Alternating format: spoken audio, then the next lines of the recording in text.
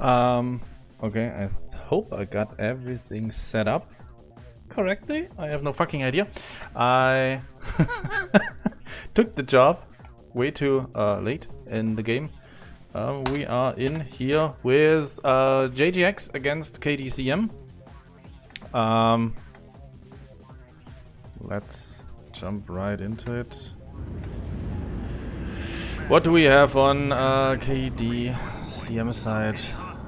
We got Phoenix Hawk with my 5 medium pulse and a flamer and what the fuck? Not a Phoenix Hawk with a flamer. Oh, we got both. Sorry, already had a few beers. I am so sorry. We got Squeeb also in a Phoenix Hawk with flamer medium pulses. Jay in a Vindicator with medium pulses and AMS. Another Vindicator with 5 medium pulses to AMS. We don't need that here because in the first round lock-ons are banned, but who gives a fuck. On JJX side we have Navid in a Paralyzer, 5 medium pulse, 1 ER small, Phoenix Hawk 6 medium pulses, Phoenix Hawk 6 medium pulses, Ultimate Ghost. We got who am I missing? Nade in a Vulcan. I don't think I need to look at that one. And Daria also in a Vulcan. Nade is already on Theta. The others are taking the long way around, I guess. Oh, we got also Bearclaw in a Dervish 6MR, I guess, with 6 medium pulses. Yeah, and the rocket launchers for the extra torso ammo. I have no fucking clue if I got everything set up. My mic should be alright, the sound should be alright. Let's just hope I do. Jay with the... oh god, it's yodeling. Jay already yodeling? No, please don't. Please don't. JJX going for the second cap already. Who did they send? Looks like it's... Bearclaw? No. But I can see it. Yeah, looks like KDCM is a little bit lost here. They're murder balling into Theta now, but JGX is already out of there. I don't think they know it. They got some kind of high ground here. Shooting at god knows what, I guess some UAV. Whole KDCM is now on Theta, trading with the guys upstairs. They eat a strike, but it misses everyone. Nice. Okay, they are trying a flanking maneuver on the right here. They trading out of range with MPLs, I guess. I think that was in range. Looks like JJX is just holding their position and the other guys trying to get some angles on them, but yeah, they got their position pretty good there. Repositioning again, trying another flanking maneuver. But I guess JGX already sees it because they got no more max to shoot, so they're already looking out on the left side. Pretty stressful to keep this all in here, but looks like, yeah, all 6 max on one side are there and the other 6 max on KDCM side are here. So yeah. Well, yeah. Some good MPL trading, Nate with the flanking maneuver. Fucking buildings here. Stu Softener getting a little bit behind. Getting focused. KDCM is just struggling to get any angle here, but they should start the capping game sometime. I don't get it why they don't send one of their faster mechs, like a Phoenix Hawk or something, into there. Oh, now they're murder balling in. Okay. Jay already down to 55%. He's not gonna be there any longer, and he goes down. Okay. Pretty hard to get a whole fight here in one screen, but Invictus also down to 42%. Yeah, Ultimate Ghost is the one that's lowest on JGX side, but the hell is he even? Oh, he's upstairs. PsyQ trying to trade with Nade, but he loses also. Oh, wait, sorry, I need to... creeps and FDLR. Trading with Navid, but yeah. Oh, Lermgod! Lermgod! Damn! Lermgod, what happened to you? Somehow Lermgod got deleted? Okay, where? Oh, okay. Maybe after all, at the end, a good focus file. Oh, they lagged Lermgod. Okay. That's just not nice. Lagging is not nice. Publish stats. Maybe also screenshot. Jay and Stu Softener with the Vindicators got focused pretty hard there, I guess. Daria with the 604. Not bad. Not bad at all. Shit. To do the overlay. That's 1 drop 1 for JTX with 6 kills. KDCM got 1 kill. That was Lermgod.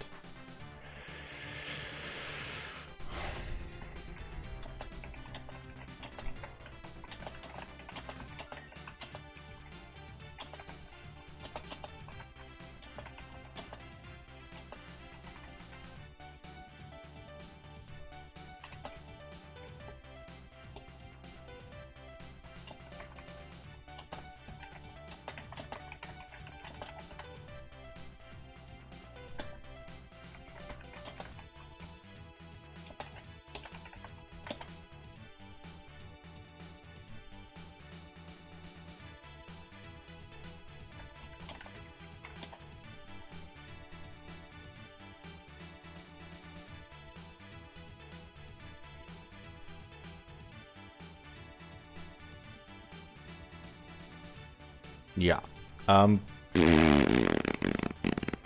Map strats.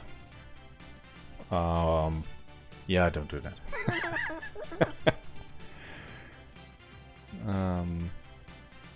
Oh shit, I should I should open up the stream for the chat.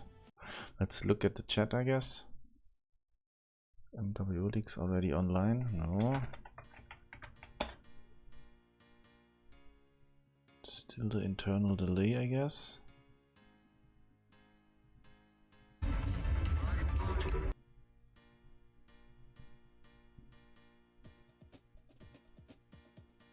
Yeah, we are still hosting Mr. Samaru.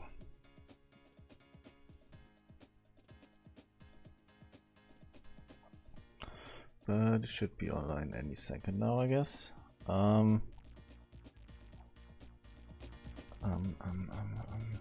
Could do some map strats, I guess. But I really have no fucking clue. I played goddamn Solaris last week the first time. In comp. Never played comp on Solaris before, I think. At least I can't remember playing it before. I need the link to my own map strat.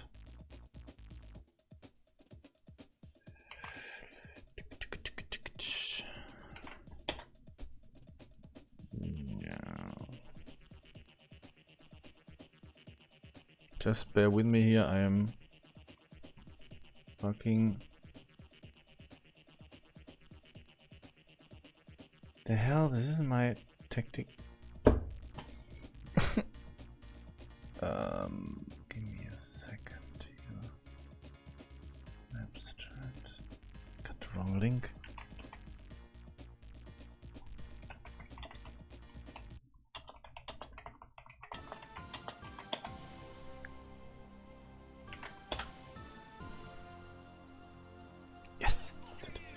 Okay, we are... What the fuck are they all? We are doing... Solaris City Conquest Recap. Should be the Thunder 2. Yes. Solaris. I normally don't do that shit. Okay, what did we see? What are we going to see? What? Give me a second. I need to check them. It's really stressful to do it all by yourself. Okay. What did we see? JGX early got the cap on Theta. then they got the side cap. I think it was Epsi, I'm not really sure. So they got 2 caps here. They got out of the middle. I don't know where they went. I think Echo 5 and KDCM went from here to somewhere here and around there and tried to poke and went there and went back there and went to the front there and went back there and went, I don't know, here up into the whole team and out there, and yeah, nice.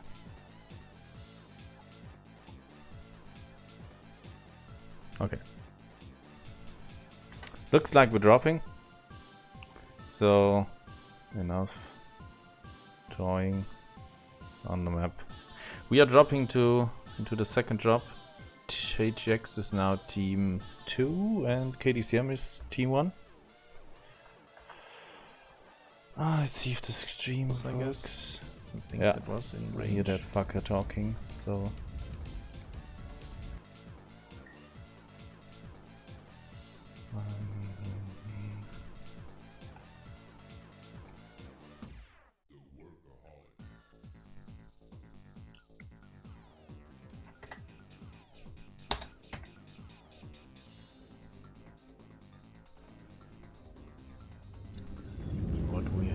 KDCM side. Man coming in. Capture and hold the resource point. Stop any hostiles that get in your way. Give me. Goddamn dropship, go away. How much? Pissing me off. Again. We got a UZ, I guess with 6 medium pulses, another UZ with 6 medium pulses, another UZ with 6 medium pulses. And we got a bludgeon with SRM. Oh, and heavy machine guns. Okay. What did I miss? What are the other ones? 2 Vulcan 5Ts. They should have 5 medium pulses as always. We got a Phoenix Hawk with 6 medium pulses, a Vulcan, another Paralyzer. That's the one hero they are allowed to bring. Got Assassin 101 with SRM2s, I guess. And medium pulses, 2 SRM2s, 4 medium pulses. Yeps. I'm missing 1 mech. Which one is it? Me confused. Phoenix Hawk, Quick Draw 5k with 6 medium pulses. What do we have? Yep, 6 medium pulses. Did I have everyone? Okay. JGX again, first on Theta. And KDCM again. Oh no, this time KDCM is going for 1 cap point at least. Daria doing some scouting here, I guess, poking around the corner. They didn't see him. He also wasn't shooting. This time they got 1 cap. They are taking high ground and I guess try to push in there again. But JJX is already out of the Zeta road, street. Zeta apartment complex. What the fuck? I don't know the word. Zeta block. So yeah. Yeah. Well, about those TPS reports, yeah. Not much going on here. JGX taking the high ground, overwatching Theta. Some UAVs up. Oh, getting struck by who? Oh, Jay! Jay with the flanking maneuver here. Didn't even see him. Yeah, but they are a little bit stretched out. I think if JGX realizes this, they're maybe gonna come after them.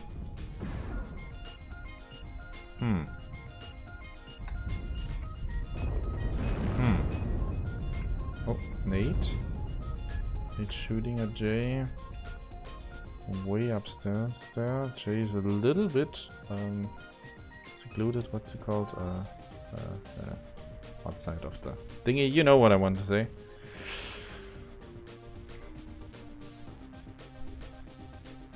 Out of touch with the rest of this team. Squeeps. Oh, squeeps. Yeah. Sweeps trading with ultimate ghosts, and they are all pushing them because they realize they are alone here, and they get focused pretty bad by 4 of the JGX guys. That is not gonna end well. This is not gonna end well at all. Guess the legs are already... Nope, they're going for CT, no lagging there. Oh! Looks like the rest of the KDCM team joined in, but it's way too late. They got down a Veed. Okay, I didn't even see that. Sorry about that. And now it's, what is it? 4 against 5. With, yeah, 3 against 5, but they are still pretty fresh. I don't know. Dreadnought going after Dario, but I don't think that's good. Focusing down 1 mech. Okay, they got 2 mechs down. That's not so bad. It's 3 against 3. What the fuck? What is going on here? Okay, it's 4 against 2. The world is back into his normal order. Looks like Ultimate Ghost is lagged and going down any second now. Now it's against 2 against 2. Whoa, whoa, whoa, whoa! What is going on here? Oh, Nate getting focused here. Oh! Dreadnought in the back of Nate. Nate is down, Nate is lagged. There's only Pasha remaining. Pasha is also lagged. Dreadnought is pretty fresh. They're gonna get... He's in the... Oh, no! What? No, shit! Dreadnought! Crit those legs. Dreadnought is gonna... He can do this. He can fucking do this. Oh, let's get this fucking leg! Oh god, he's killing me. And get this fucking leg. You just have 1 leg. 1 leg. Oh, is it? Oh, his CT is already. Oh, and he got it. Now he just needs to cap. They have enough time. Unfucking believable. I think that's the. I need to check that. That's the first match that. No, what? Okay, I don't know what to do now. Shit, help me. I'm totally confused now.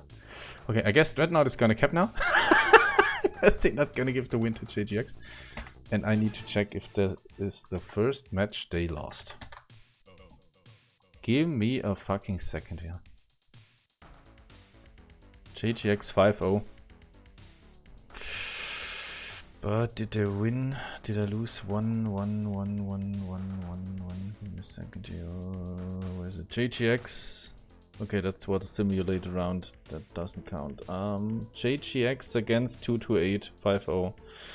JGX against Gudrun Synergy. Oh, they already lost 1 against Gudrun Innocent. You know what I wanna? Gudrun Synergy. They won 5-0 against Black Omen. Yeah, this match nobody saw it, so we don't know if they're incorrect. JGX against JGX. Okay, JGX against Urban 228, Urban 3 Regulars, also 5-0. Yeah, that was it. We're in week 5 now. That means Gudrun Synergy took 1 match from JGX, and KDCM also took 1 goddamn fucking match from JGX. I would say good job there. Nice. That's not easy. That's not easy at all. So congratulations. That's just like winning 5 drops. Winning 1 against JGX. It's like winning 5 drops against someone else. Pasha was lagged. Still softener. Yeah, JGX went for CTs. And KDCM went for legs. Okay. They weren't allowed to win that. Filthy laggers. Yeah, the only way to get down a quick draw nice and easy and fast is by lagging. Yeah. That's the difference when you go CT against legs, I guess. Dario was also lagged, I think. Yeah. Yeah. We've gathered enough resources. This triumph will provide us huge tactical benefits. Well, but good job. Speechless. Speechless. 1 win. It's 1-1 against JGX. So 6 kills and they got 5 kills, I think. Please correct me if I'm wrong. Publish stats. Team stats. Screenshot. Just hope I did everything wrong and I didn't mess up the casting. Navid focused hard in his paralyzer. I guess that's why the paralyzer in Div 7 in Solaris. So Pasha 555, not bad. Overall, that's really overall nice overall damage from KDCM. Yeah, Dario got a little bit focused there. Let's do Summoner 2 kills, Invictus 2 kills, 1 for Dreadnought. Nice.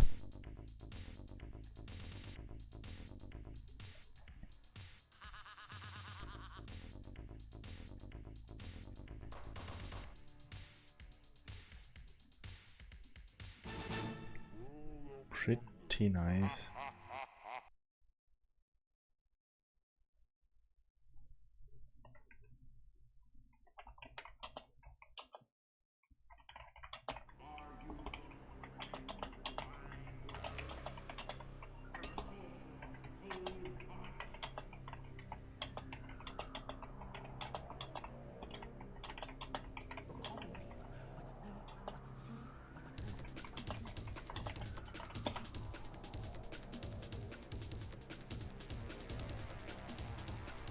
Fuck!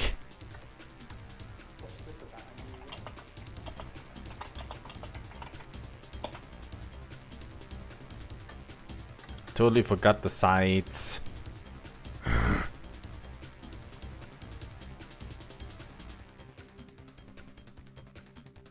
Team 1 in lobby. Team 1 in lobby is KDCM.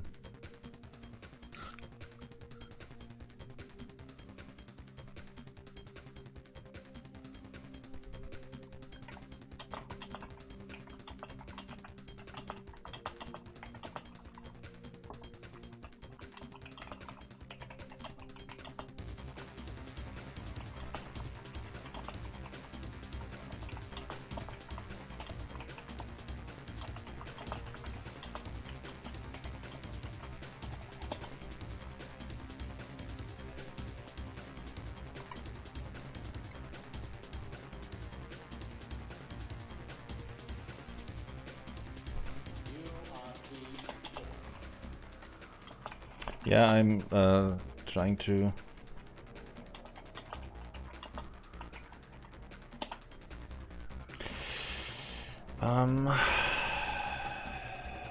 let's look at the rules for a second. I don't have to check the setting and stuff, but would not hurt. It's 350 tons, 10 minutes. We are in week 5, that means Canyon.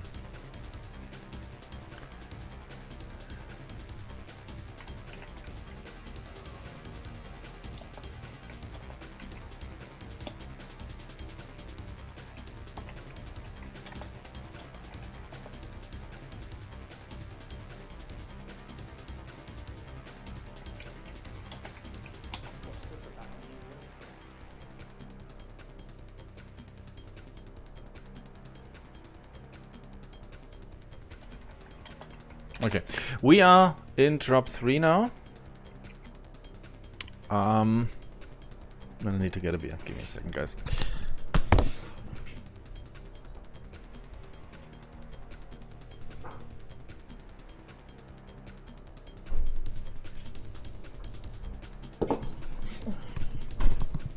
Drop 3 means lock-ons are allowed.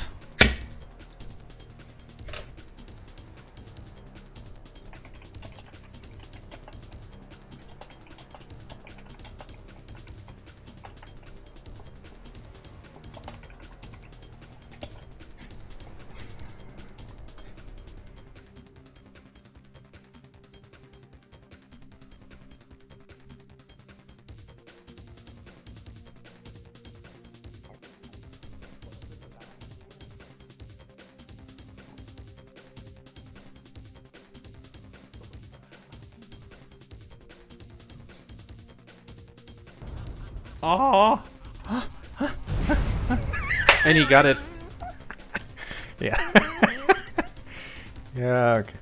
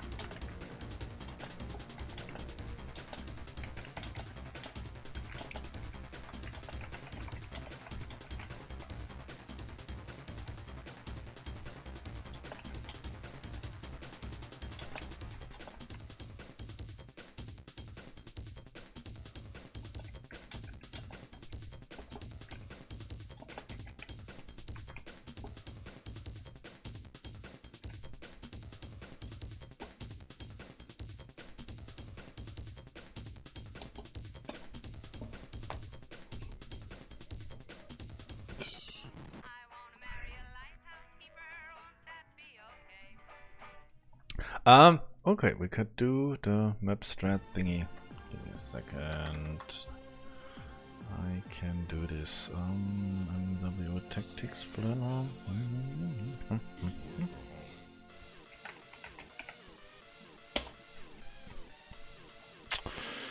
Canione, Conte Queste. Yeah. Okay, who do we have? We have Team 1, KDCM locked in Charlie and Alpha. Charlie and Alpha. So I guess the two Alpha guys are gonna go to Theta immediately and cap Theta. The Charlie guys are gonna set up in the junkyard or just gonna get Epsi. But I don't think so, cause I bet JGX is also gonna get Alpha and Charlie.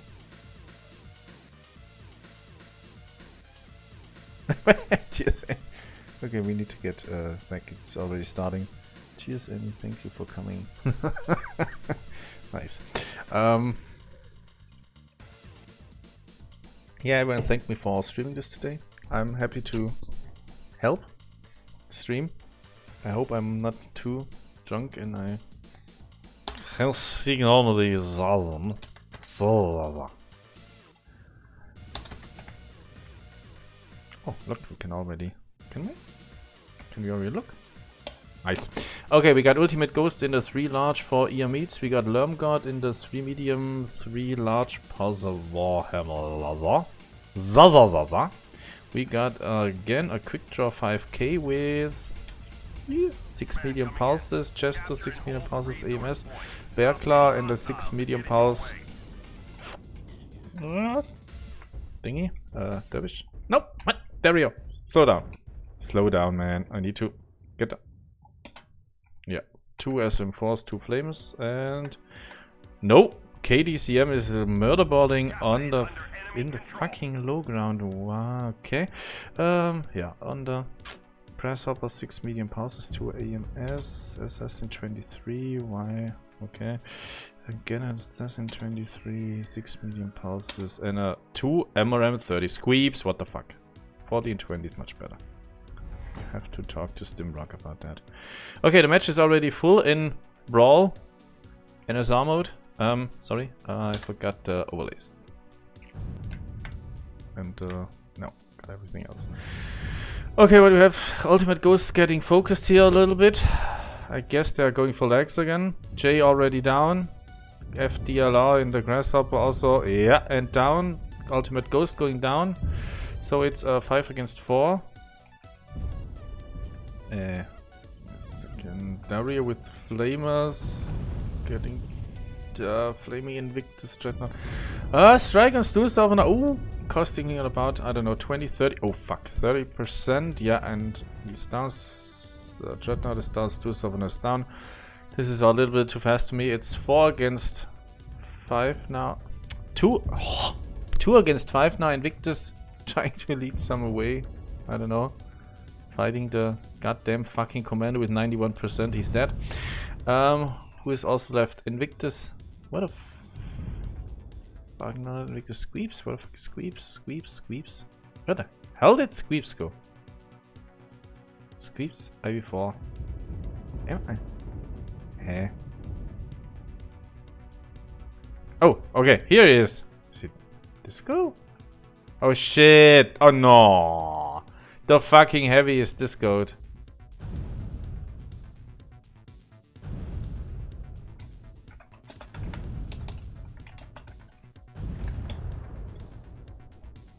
Let him live. No.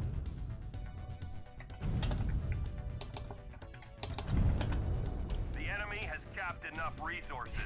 He failed. Oh god. What the fuck? Okay, that was really unfortunate for KDCM with the fucking disco. Poor Squeeps. He's gonna bite his ass off about that. I betcha. Yeah, 0 damage. Ah, that fucking hurts. Something like that really fucking hurts. I don't know why they were using grasshoppers for the brawl. Maybe someone has to tell me what, how, and why. Okay, let's do the overlays. We got GGX with 1 more win, 6 kills, and KDCM again with 1 kill. And I need to switch sides. Yeah. Fucking unfortunate. Poor Squeeps. I'm so sorry, Squeeps. Really, really fucking sorry, man.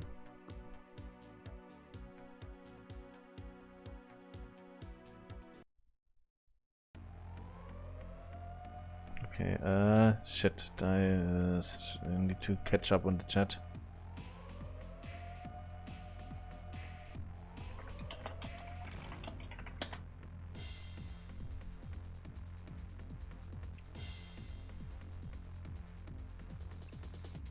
Ah, shit, title. No. JTX versus KDCM ISC round 5. Fuck. Sunforge just came. First match I lost in total. Maybe this year was still from KDCM. Okay, so how did that work?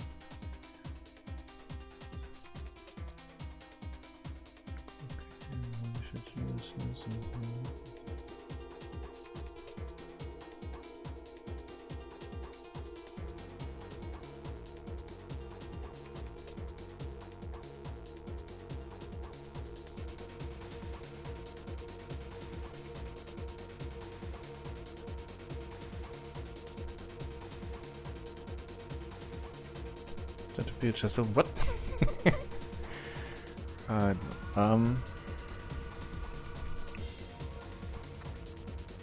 Did they switch sides? Yes, they did. Okay, we got JTX 4 on Alpha, 2 on Charlie. Let's do some strats. Not very good at this, but who cares? Wait a minute, did they switch sides? Looks like they did. Okay, they're Alpha and Charlie. 4 on Alpha. What are they doing? Oh no, wait a second. 4 on Alpha. They are gonna go to Theta immediately. And the 2 on Charlie are going... I don't know. Up here somewhere. Overlooking Epsi. Getting Epsi? No, not getting Epsi, because then you can be shot from there. I have no fucking clue. And it also doesn't matter. Because we're gonna see it any second now. I need to fuck up my brain with that.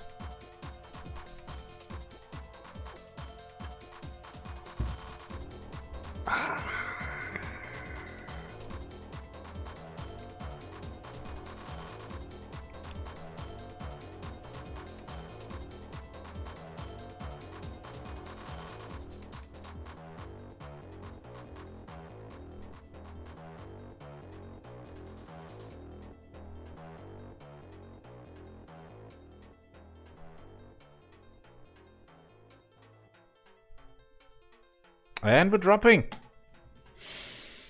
Log dropping in 5. Okay. Canyon again. GGX against KDCM again.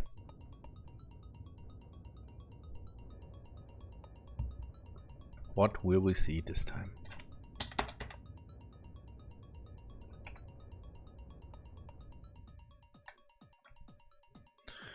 Fleas! We are seeing fleas, ladies and gentlemen. Fleas with small pulse, standard thingy, small pulse, and one other laser, the small laser. 8 Qs, with what? ERPPC, 8 Qs. 3 of them. And the Black Widow with 2 5s and 1 10. Kong said to me that's too weak, you need to run 4 AC5s for comp. And he was right. Much better, much stronger. Again with Daria again with the 2 SRMs and the 2 Flamers. JJX already set up nicely with the Overwatch. Yeah, maybe a large laser, I guess. Large laser, nope, large pulse. Okay. Place wrong down. I guess the chest is again with 2 AMS and medium pulses, and the quick dress again 6 medium pulses. Whew. Yeah. Okay. Shit. Sorry, I did deactivate. Ah, sorry. What do we have? KDCM watching Theta this time. That's really nice. And they already got 1.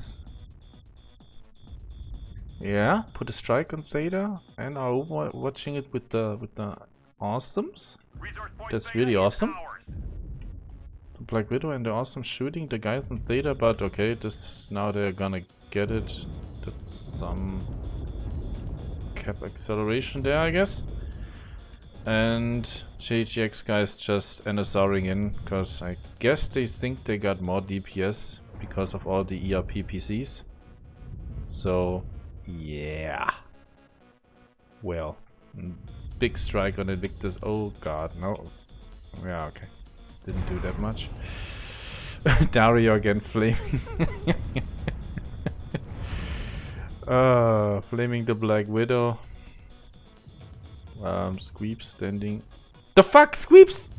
Squeeps is discoed again. Are you goddamn joking me? It's against 6v5. Oh, come on. And Ultimate Ghost again, the first guy to die. Squeeps again, the last guy to be alive. That's just fucking awesome. That's just speechless. I don't have any words, sorry guys. That's just things like that. But okay, I had that too, one time. That's just, you could just, I don't know, kill everything. Well, not in game, because your game crashed, but in real life, well, not really, because then you would not go to heaven and... Oh god. Let him live. God damn it.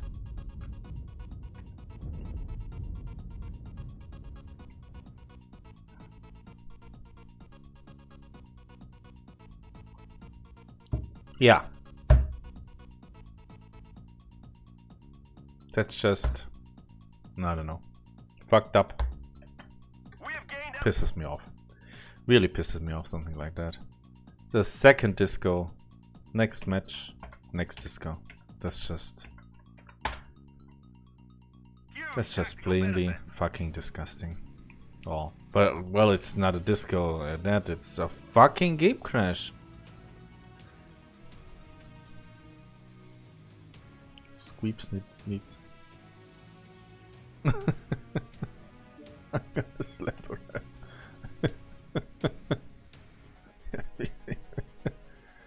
I'm gonna slap a ref. What? Why am I gonna slapped? I didn't do anything. Me didn't do nothing. I don't want to get slapped. Squeeps again with the 0. Disco. It puts tears in my eyes. FTLR with the big farm, 417. Nice, nice. Nearly did top damage. Pasha beat him with the Chester. The GGX damage, all equal. Huh. What should I say? It's just fucked up.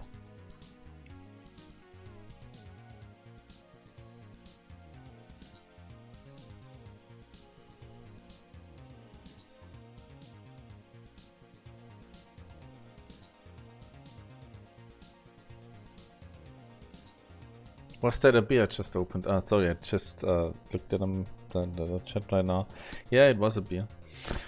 It's already half empty.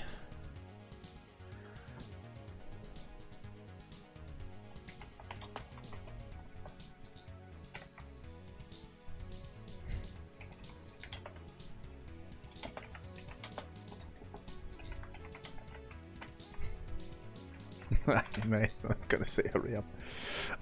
We're gonna do... Is this correct? Frozen City. Let's check it. It's gonna be Solaris Canyon Frozen City Classic Night A. Frozen City Classic Night. What the fuck does A mean? I don't know. 430 tons, also correct. Looks good.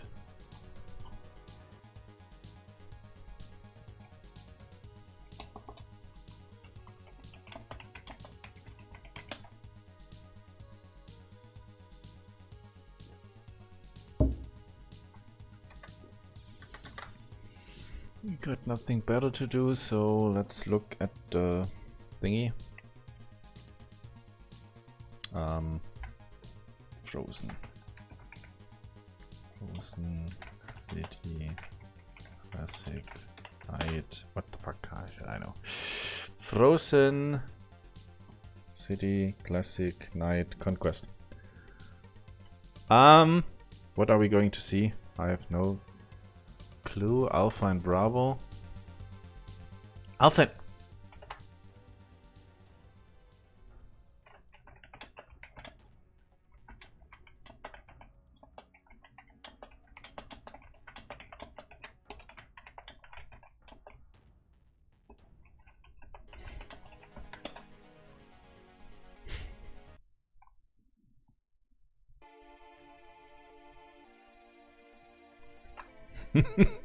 Okay, just told him I need to hurry. I'm gonna do the next cast. Okay, JJX is Bravo and Charlie.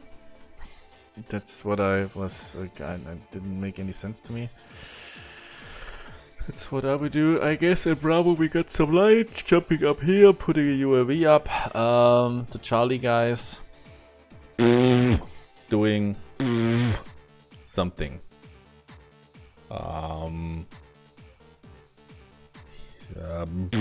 Setting up anywhere here, I guess.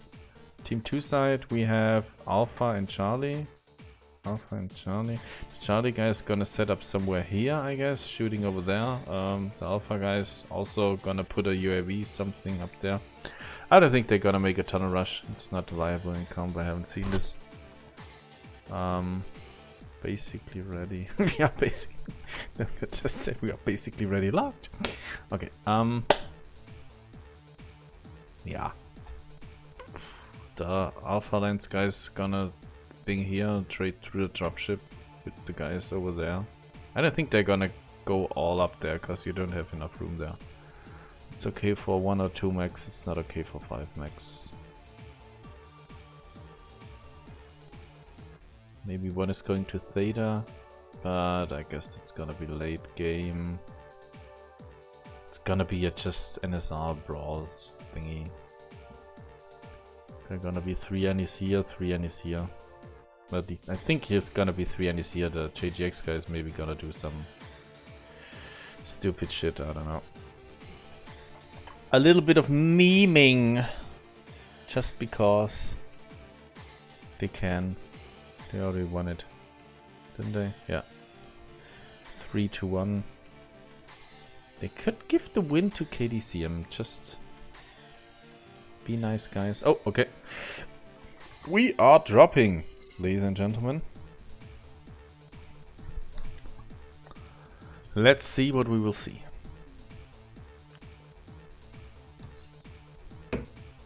It's gonna be so good. I tell ya. Gonna be so fucking awesome.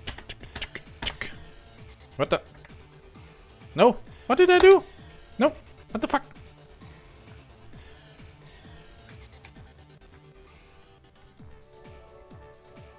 The fuck? Where is my fucking mouse pointer? What?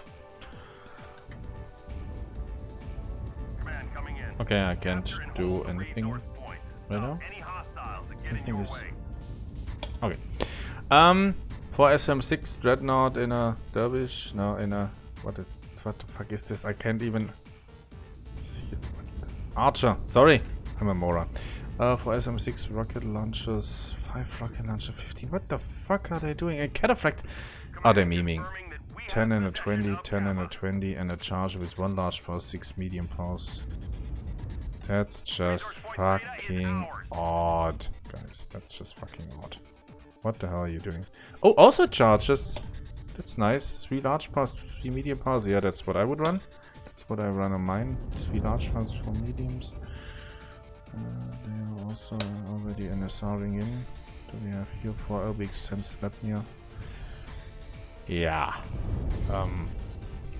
Yeah.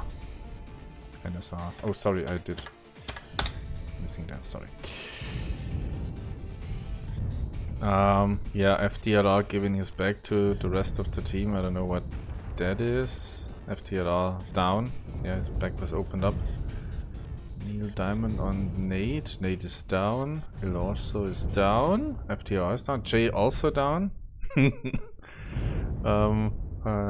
You'll be confused. Dario again flaming Neil Diamond Dreadnought with the Archer, trying to get into Ultimate Ghost's bag, but he realized it at the end, and it's over.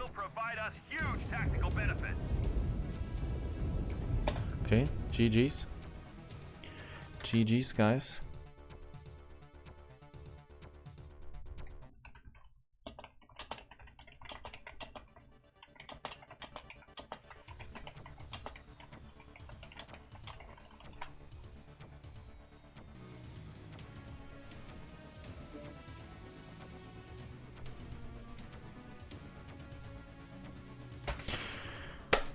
Pasha with the LBX10 Sleipnir 588, good farm. Jay 77 damage. Maybe got a little bit focused. Dario with fucking flamers. Someone should have brought Streaks way back and just deleted him every fucking time with his fucking flamers. I would be pissed if he would have flamed me every fucking round, but okay. Nice match. They took one match at least from JGX, and I think we're gonna do we're gonna get into the next match immediately, which is going to be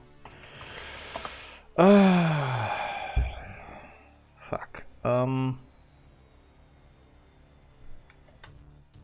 Give me a second.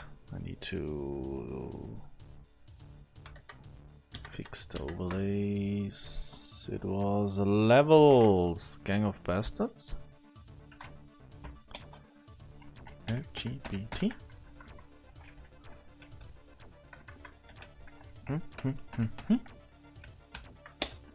Against Esrod, Sky Rangers of Terra.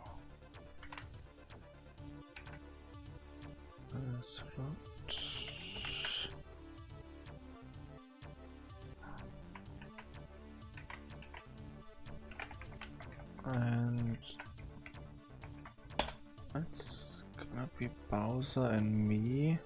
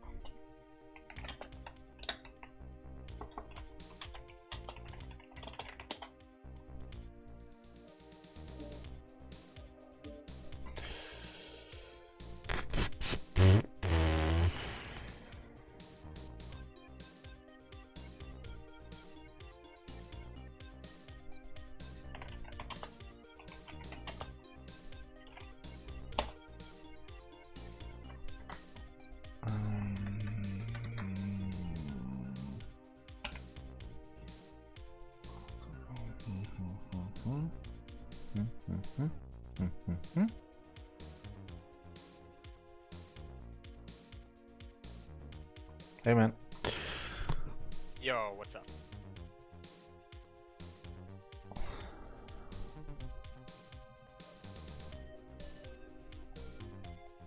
Okay, I'm just gonna keep the stream running. We're already live. I already... Just change the title and we're off. Yeah, that's what I want to do, thanks. Already loaded halfway. I'm just going to pass teammates. Versus LLOD ISC round 5.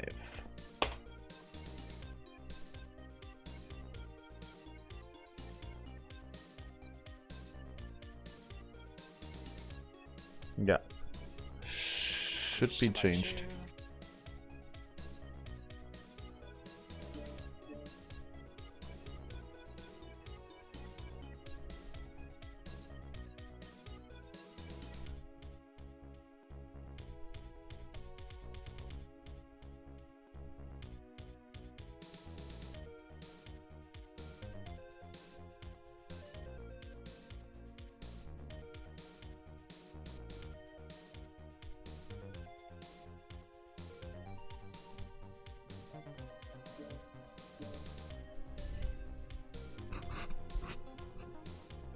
Okay, I'm in.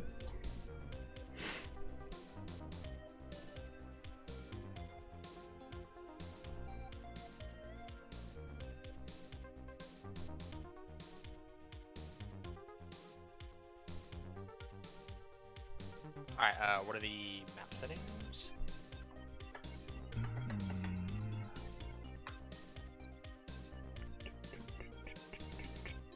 Second. It's gonna be 270 tons. No lock-ons allowed for the first 2 drops. And we're gonna do Solaris. First person only, 10 minutes. Sweet. And Conquest.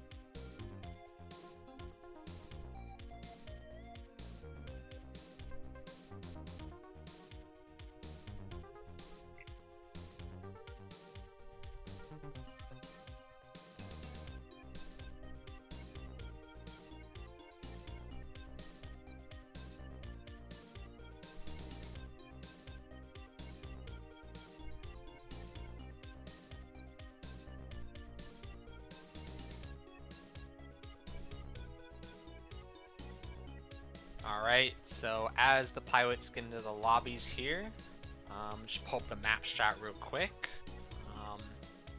So Solaris City, in the past, Solaris City has always been a very aggressive map, especially on these light drops. 270 tons, it's going to be a very, very light drop. So, most likely. Now, I have seen teams pull out like the assaults. I've seen teams like 1 or 2 assaults and everything else light. That is something you could do. But I think a more effective balanced comp would be perhaps a couple heavies and then some lights, something of that nature. So I think we're going to see from each side, I think we're going to see something around Theta. I think Theta is the usual focal point for a lot of teams. Particularly because on this map, I think a lot of teams default to a more aggressive rushing strategy. So I think it's going to be rather simple, a fight around Theta. And the thing with that is there's a lot of, the 4 hallways that look into Theta. There's a lot of angles you can look in here, here, here, and here. And you can get really big strikes on people if they're around the corners of that map. And you can also you can choke people off really well. For example, if they're huddled around a corner, I've seen a lot of teams do this in the past where they huddle around these corners, and then they either get struck out, they get flanked, etc. And on a lighter drop like this, that might be very powerful. So, I don't know these teams very well, to be quite honest, but as far as I know, they're both very aggressive teams. So I think we're going to see a big brawl from the middle. And with both teams locked, I think we'll start the match. Are you ready, Randy? Yes.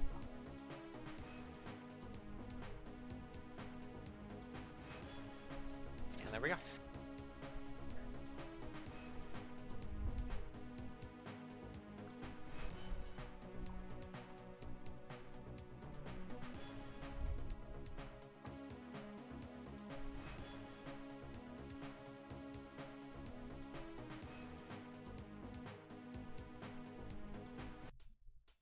Should I look at the mechs on the south side?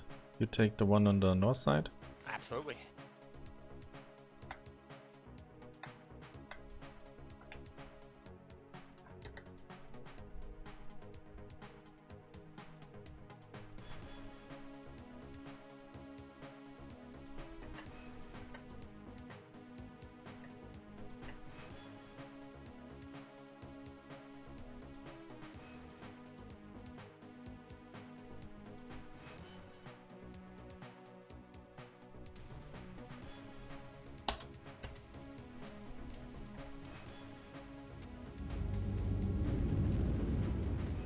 All right.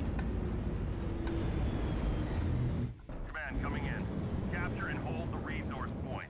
Stop Oh, any my game crashed. hostiles Nice. getting your way. That's really nice. Fuck. Hell yeah, dude. Coming back in. Okay, we got Apostelborg in a K9 with 5 medium pulses, a Roughneck with 6 medium pulses runting, and we got Choppy in a Cicada with 5 medium pulses, and Cephronis in a Roughneck with 6 medium pulses, and we also have far away a Wolfhound 1A with 4 medium pulses, and a Wolfhound 2 with also 4 medium pulses, and Flamers! That's just nice. Alright, so from the mechs that I can hear, I'm logging back into the game right now. I believe both teams are going to play extremely aggressively, probably run Theta, just like I predicted. The Wolfhounds of the Flamers are going to be very powerful against the enemy's medium pulse orientated deck. This is going to be really interesting, actually. I haven't seen Flamer Wolfhounds in... I don't think I've ever seen Flamer Wolfhounds, actually. They've taken Epsilon. Well, Level's team is already on Theta. They got Theta, and the Esford guys already got the outer caps. So this is very interesting. Level's guys are murder balling towards Epsilon now. All of them, X. They got Theta, and they are going to the side where 4 mechs of the Esford guys are located. And the brawl has started, guys. We are getting a Runting with the... Oh. Okay. It's too much. Runting getting focused by 4 mechs. For Crab, Vulcan's Runting is down. Savronis in the Roughneck also gets focused next, I guess. Apostelberg in the Elbe is trying to do anything, something, but he can't do anything. Savronis is also down. It's a 6v4 now. Apostelberg in his Elbe. Very, very fast takedowns. Impressive. The Esford guys are now fortifying the rest of their team. Yeah, they got down level, but it's still a 5v4. And I don't see that much flaming. Alright, I am on. back in the lobby, and as we look at the percentages, Skyrangers of Terra is down in percent, and they're down in mechs. They've lost both their Roughnecks. They just lost their Wolfhound. It's massively in favor right now of LGBT, I believe is their team name. They still have almost all their mechs up except for the Crab. Yeah, then there's the Cicada, and that's pretty much all she wrote. In the time I was disconnected, the fight came, and gone without me. The Wolfhound goes down, and then it's just the K9. Yeah, he gonna carry this. He can do this. Just very focused medium pulse fight. It was not actually around Theta, as I predicted. It was actually around Epsilon, which is, especially with medium pulse, that's probably the better place to fight, right? Yeah, I missed most of their movement, having crashed and all, but... I think LGBT saw that they captured both points and they said, okay, we're gonna do 6v at least 5 or 6v4. And it was at beginning a 6v4 at Epsi. And it took Esford a whole lot of time to get the other 2 mechs over there. And that's when they already lost 2 mechs, so it was a 6v4 after that also. And from what I could tell, they lost their Roughnecks first, which is not what you want to do. You want those mediums, you want those lights to come in and tank ahead of the heavy mechs. And if you look at the mechs too, LGBT had 3 Vulcans and 3 Crabs. All of those mechs are very tanky. All of those mechs have great firepower. Esra, on the other hand, they brought a Cicada, renowned to be an extremely squishy mech. The 2 Roughnecks are a great choice. The 2 Wolfhounds are great. The K9 is great. But when you compare 2 Wolfhounds and a K9 to 3 Vulcans, I think anybody would agree that the Vulcans come on top of that. And as we look at the damages here, it is painfully evident. Servonis, only 28 damage in the Roughneck, I believe. Yeah, the Roughneck. And then the other one, 157. But both Wolfhounds, 88, 61. The focus fire from Level's team was better, and honestly, their mechs were better. So... You, Andy, lead us away with the map strat. I missed a lot of the movement, unfortunately. Okay, give me a second.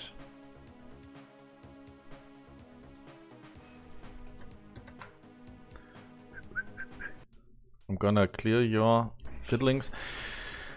Who was team 1? Level was team 1. They immediately did go to Theta. All 6 mechs were in Theta, and on the other side, the SWAT guys went to Kappa and went to Epsi. Levels guys immediately realized that they are splitted, and so they went from Theta in a murder ball onto Epsi and killed 2 mechs on Epsi immediately and in the beginning of the thingy, and SWAT realized this and got their faster mechs over there, but by this time it was a 4v6. And that's how it played out. I was not even aware of that, not being in the match. Okay, so they sent their Roughnecks to Epsilon, and they sent the lighter stuff to Kappa. Is that what you're saying? Interesting. That's, I think that's how it went, yeah. That's how it went? Okay, that's a massive mistake in these lighter drops. Splitting up is basically death, to be honest, and that would explain why the Roughnecks basically got picked. Levels, or LGBT, I think that's their team name. Someone can correct me if I'm wrong. But LGBT, they did it correctly, and they basically moved in a death ball. And that's kind of how you have to do it in these light ups. You can't really split up. If you're splitting up, it has to be for a flank and not to, like, cap, right?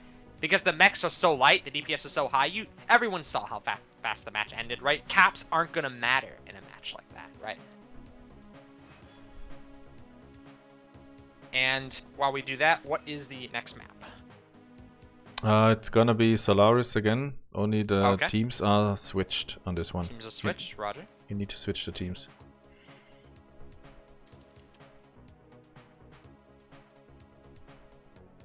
That crash was very unfortunate. Hopefully that does not happen again. Hopefully I don't crash.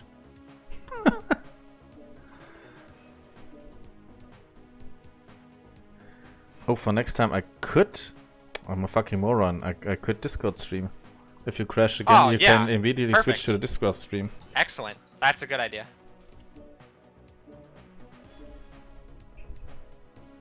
Yeah, that might be the worst possible timing crash I've ever had. That was incredible. Especially in a drop that fast.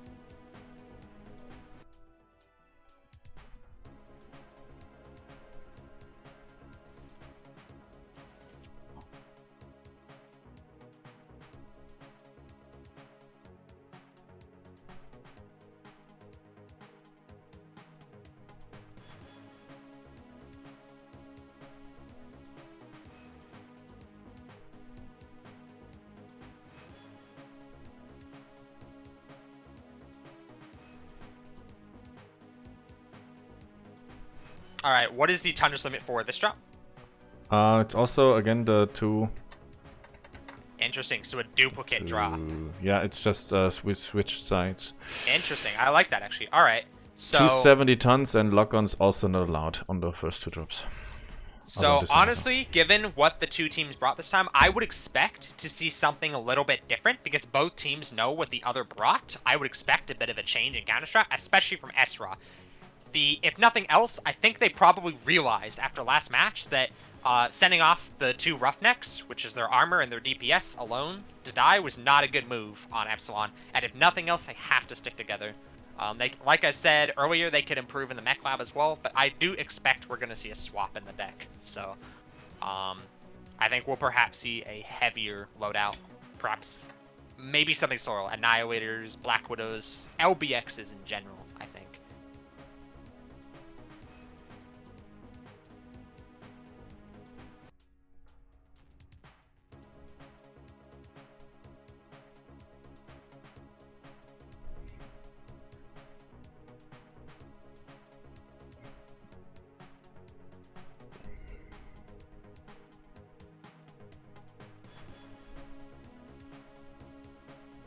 And as we look at the map strat, Epsilon being a key point, especially if you're playing the Impulse. Now, Levels team, I think they're pretty confident after that match. I would expect them to change it up as well, but generally, people get very confident when they have a decisive win, and they don't like changing things up, because I think we won once really hard, we can do it again really hard. So I don't expect they're going to change.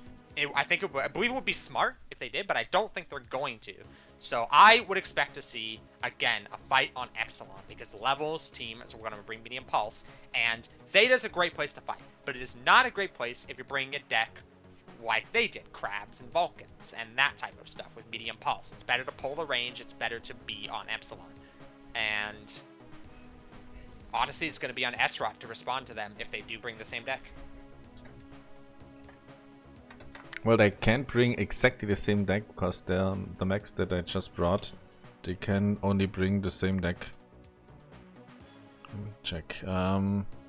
They already used up their Vulcans, they can't bring that anymore, and they already used up their Crabs. So I guess they're gonna bring some Windies and other stuff. Absolutely. Even if they use the Crabs, even if they used up the Vulcans, you can still bring a very similar deck to what they brought. Again, like you mentioned, Vindicators, Wolfhounds, Canines, Griffins. There's quite a few tanky options alongside that Crab for that medium pulse.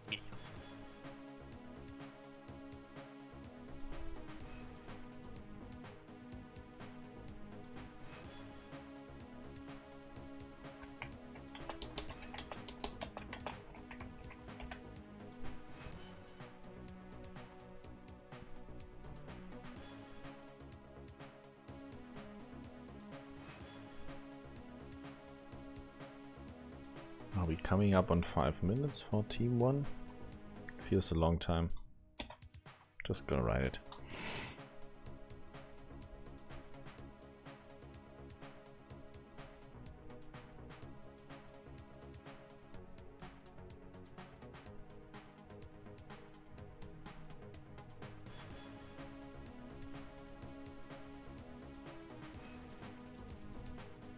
Now, an interesting thing for SROT to bring would be doubling up on those Flamers. However, I don't think Flamers and the Wolfhounds is the smartest idea.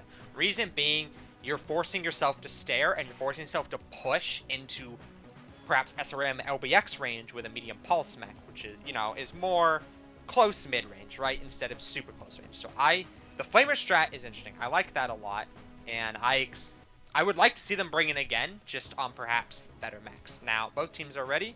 We're gonna launch, and we'll see what happens. Hopefully I don't crash again.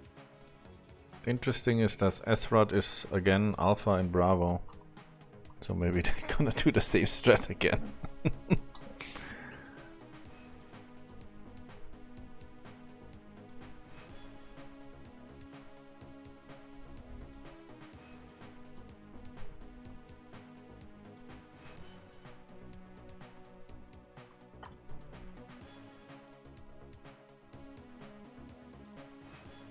Okay, I'm gonna look again at the mechs on the south side.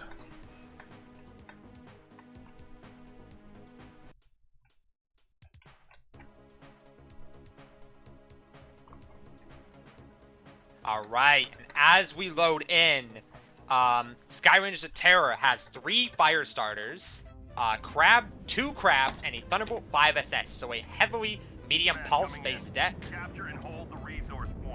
And what about Team 2?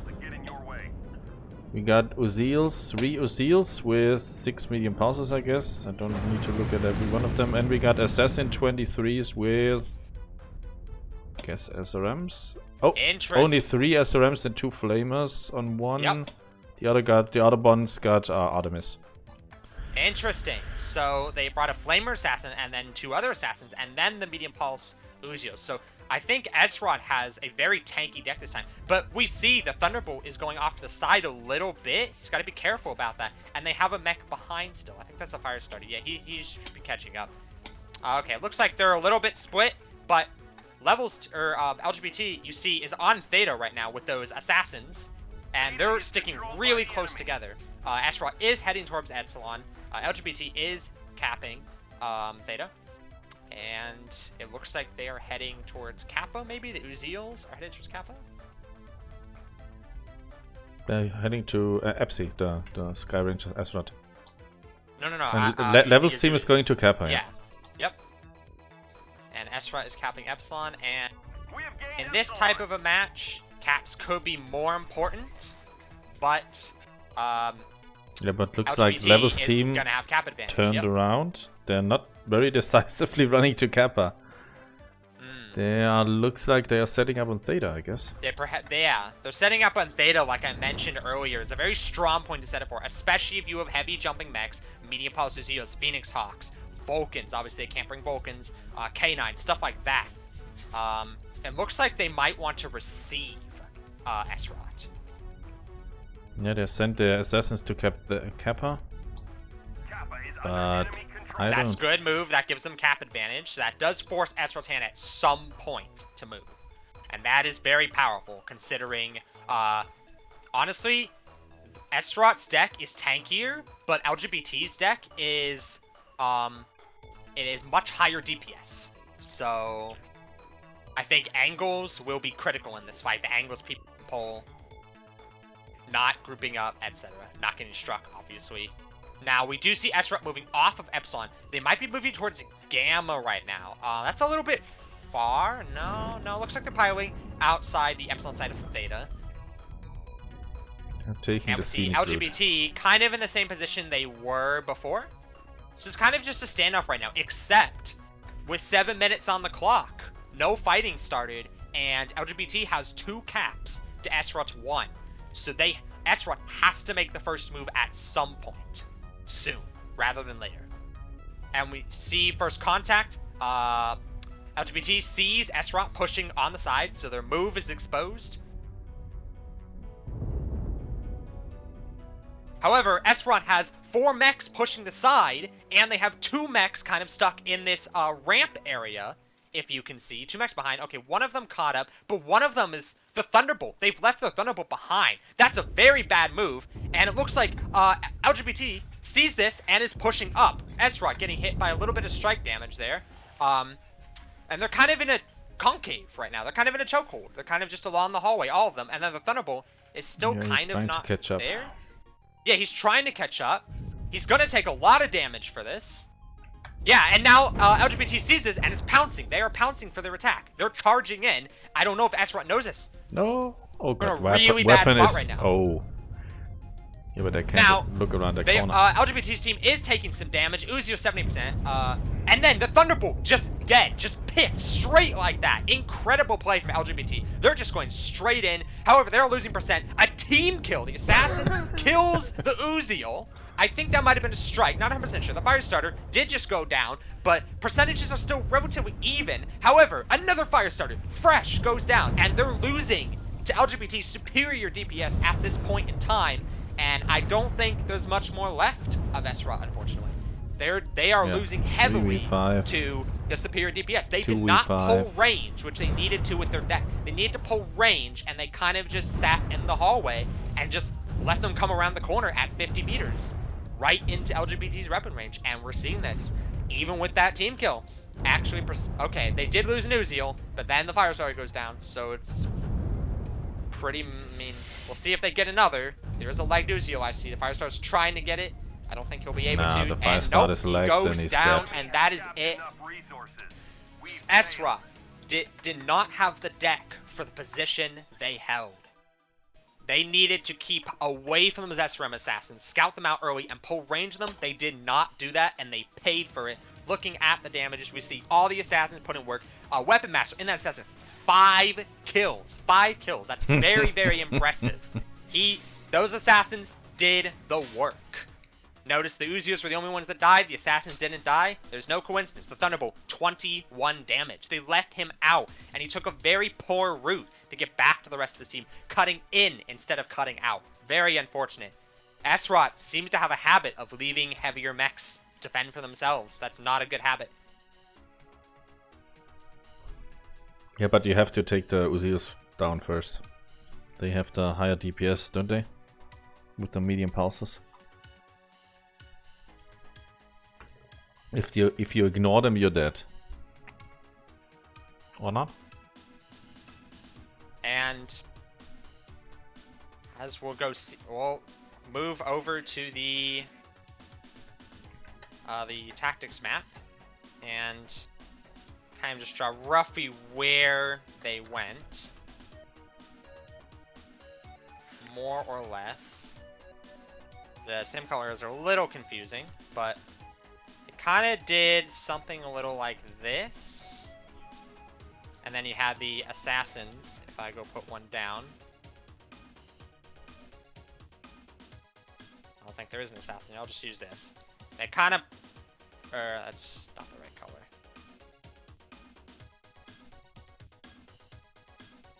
So something like that. They sent the assassin to cap a little bit, and it was kind of just a little bit of a reach around until Esra kind of got stuck right here-ish. Right around there, roughly speaking. And that was kind of... it was a very quick and decisive fight, unfortunately. Again, with their deck, they needed to pull range. They need to scout, they need to pull range, not move up to like a choke point corner. And they knew those guys were there. They saw them when they moved there to begin with. But they kind of held there, and then let the assassins push up, and they had the DPS.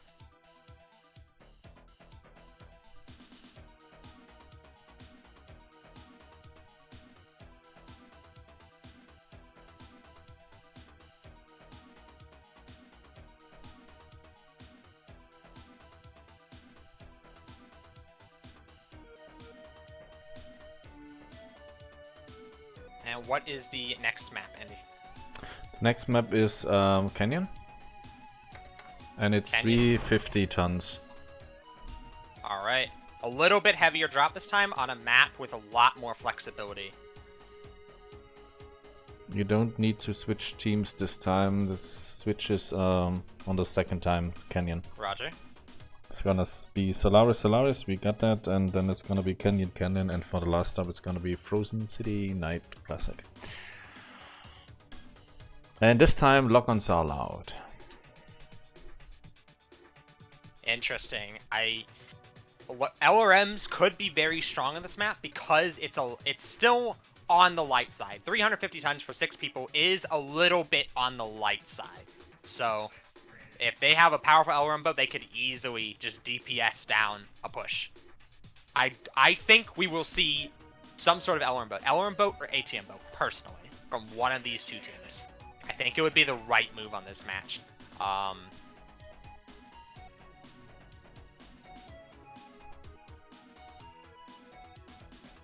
So from Team 2 side, if we just look at the map strat a little bit. So I would expect Team 1 is probably, so that'll be SROT. I think they're going to want to push. And I think they're going to want to do it something along those lines, something along these lines.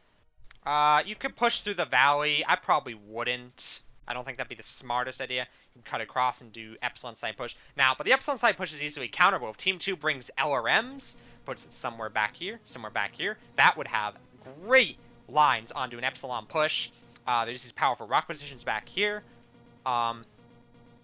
Team 1, I think, they will want to push, but I think they shouldn't push. I think they should be more reserved. They should probably bring a more DACA-orientated deck. I know we've seen a lot of teams bring medium pulse this season, and we've also seen teams bring range. Medium pulse is kind of in vogue right now, so I wouldn't be surprised if they tried a heavy medium pulse push, perhaps with AMS. You could do like a Grasshopper, Jester, double AMS, stuff like that. They haven't used a lot of their big hitters. I know they took that Thunderbolt and those Roughnecks out of the equation. Those are powerful medium pulse pushers, but again, there are other options.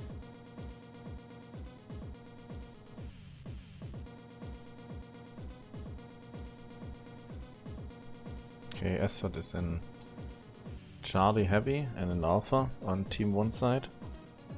Maybe they're gonna go around Epsi. And Alpha trying to get the early cap on Theta.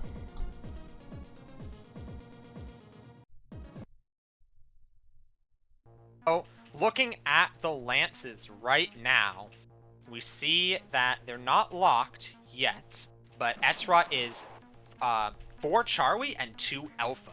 About lining up with what I predicted. Now, there isn't much of a reason to spawn on Bravo on 6v6, but you could potentially do it to throw the enemy off, for example, or you would take something even faster to put in Bravo, just so 1 Alpha, 1 Bravo.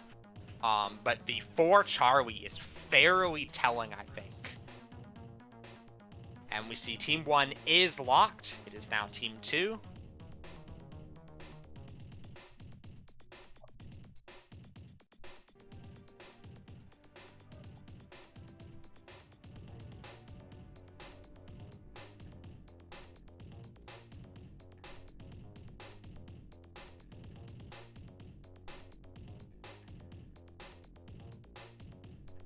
Bravo and Charlie.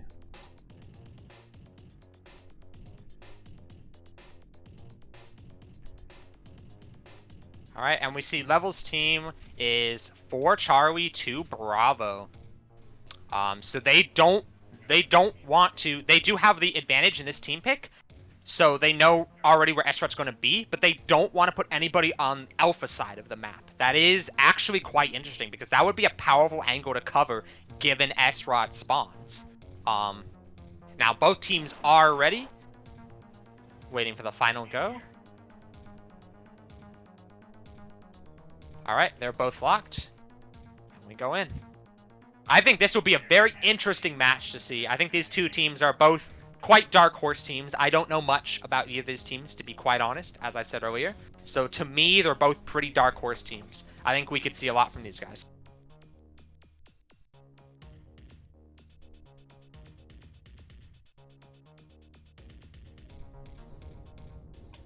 Okay, I'm gonna look at the blue ones on the south side again.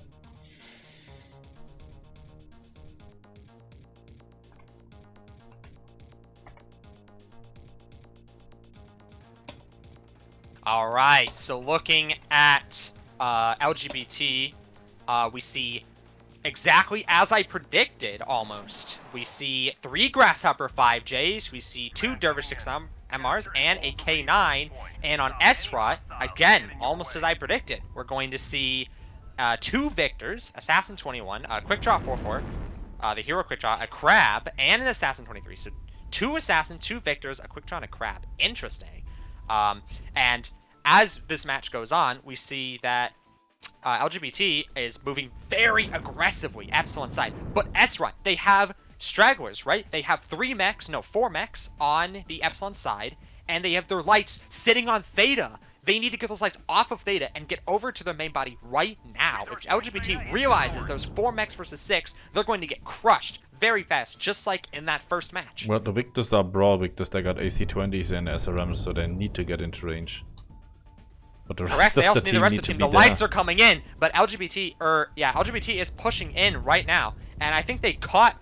Yeah, they caught the Victor. Why is the Victor that far up? That Victor's way too far up. He just collided, and he gave his back out and died. My goodness. LGBT is really just moving as a team, just picking apart mech by mech. Their focus fire almost perfect. That Victor about to die. First one dead, second one nearly. They're ignoring everything else just to kill the Victor. I think that's probably smart, and the Victor dies, and that's SROT's tonnage. We see the Grasshopper does go down, Weapon Master in that Grasshopper, but the other percents for LGBT are actually pretty good. Now, the percents for SROT are pretty good, but they're down a lot of armor and firepower right now. Level in that Grasshopper getting a little low, 72. The juice is loose, not very hurt, but 57%. Still green, still good to go. Okay, now he's more hurt, 52. He is taking more damage. Yeah, he's gonna focus He does on the go IV4. down, but the Crab, now they're starting to turn their attention. The Crab, 55%, 54, but is very tanky. It'll probably take a while to die. Level in that Grasshopper, he is getting critically low. The match is actually pretty close at this point in time because SROT's superior DPS, but the Assassin took a big hit, 64%. Oh, the Grasshopper 3v3. Self-destructs. That's huge. The Assassin, though, he does go down. 3 versus 2. SROT still has more DPS at this point in time. The IV4 is totally fresh. Yeah. And that's a very scary thing to have late in the match with an SRM Assassin, too. But... No, his legs. One leg is red. They are focusing the legs on the IV4 now. That's the a IV4 smart is call, legged. man. He's legged, but they legged the Dervish. But the IV4 is probably going to go down pretty... Yep, Yeah, he goes down, and I think that is going to seal the drop. What does The dervish Wishy does lose an loses arm, but one then the arm? assassin's legged, and I think that is all she wrote. Yep. That was a much better match. That was a much more interesting match. However, Esrot with that Victor, Optic Seagull and that Victor, way too far up front ahead of his team. And then the other Victor was nowhere near him to support him. And their team was just not ready again. It seems like these guys are not ready when LGBT makes that big push. And the LGBT's focus fire is phenomenal, to be quite honest. You just see them swarming one mech that they want dead, like a pack of hungry piranhas. They've done it every single drop like clockwork so far. Actually, very impressive. Props to them.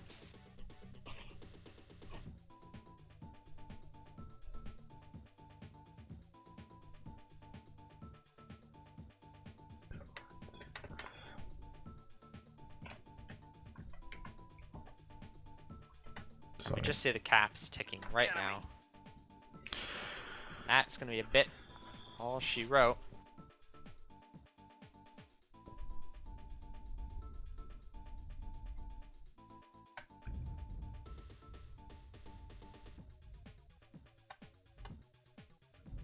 I love watching mechs just run around and cap. Just lets you reflect on the match at whole. That was a very intense match, though. Well done to both teams. That was reasonably close. The K9 is still pretty fresh, very fresh. Well, he blew off Right there, one of his legs by himself, so he overheated his leg off. Interesting. yeah. But he's still fresh, right? Even with that leg missing. The Dervish, pretty good. And then the Squishy and that Dervish, 50% missing an arm, not so good. So it was pretty close. I think Esrot needs to play tighter with their heavier mechs. They're bringing these heavier, harder to micro, harder to call mechs. They need to play around, not have the heavy mech, or not have the heavy mechs play around the team. They need to play around the heavier mechs. I think the damage report will be an interesting tell here.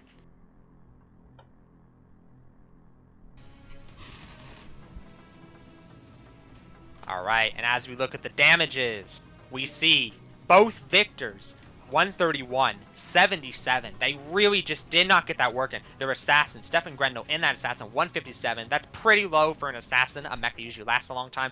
But as we see, with their all-coordinated medium pulse push deck, levels, or LGBT, their kills are pretty well spread, 2-2-1-1, and the damage very well spread. Only Weapon Master in the Grasshopper, who was the first to die, still did 262, and everyone else was over 300. A very nice spread of damage. Well done to LGBT.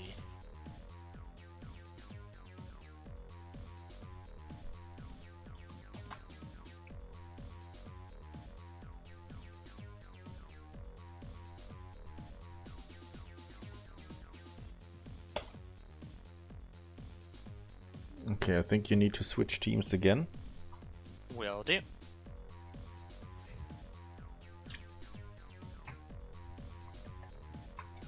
Wait, was it the first? No.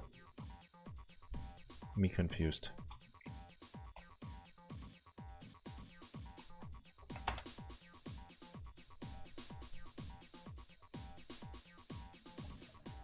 So, as we go to the map strat, watch how this match was. It was actually very interesting. So, normally Team 2, I think both sides of Canyon Network are pretty even, right? But the counter push is usually not what you see. But LGBT executed it very well, given Esrod's deck, of course. They basically just full sent.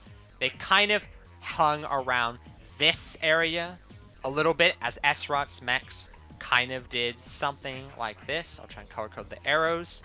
They kind of moved here, and then the two lights that were in alpha, they kind of sat on theta, and then they came in like this, and it was basically just a giant kerfluffle right in this small patch of terrain. It was a very brutal brawl. There's really not much to describe positioning-wise, I think.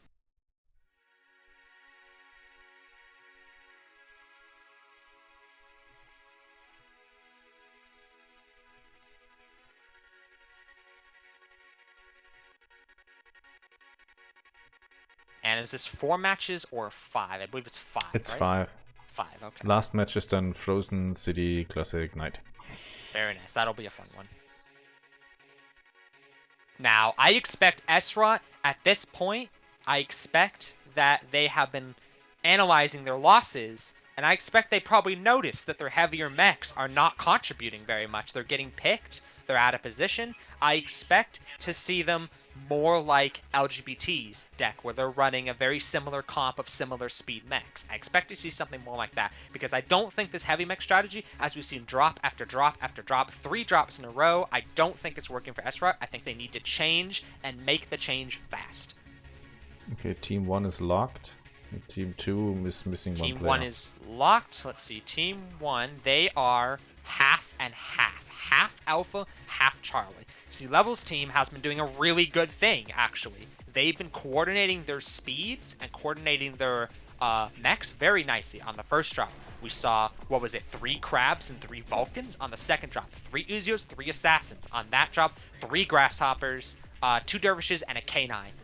Similar weapons, similar speed, all very tanky, good base. SROT's deck, very nice, but just their heavier mechs, their Roughnecks, their Victors, their Thunderbolt, all just caught out of position, left behind. So I expect Level's team, looking at it, I think they're going to do the same thing. It's been working very well. Like I mentioned earlier on, generally when teams have something good going, they don't like to change it. And I think that's what we're seeing here with Level's team. I think they've got something going, and I think they're going to keep it going. As for SROT, we see them 3 in Alpha, 2 in Charlie. They need to make some drastic changes. I expect to see them pull some range, to be honest. I don't think this brawling is working out for them, again, with the heavier mechs. If they're going to be hard brawling, then they need to consider changing up to faster, more coordinated mechs. And as we see, it appears to be there's going to be 4 in Alpha, 2 in Charlie, 1 left to lock. And we are almost ready to drop in this match. And Level's team 5 tons under tonned. 5 teams under. I couldn't think of why you'd want to go 5 under at this point in time.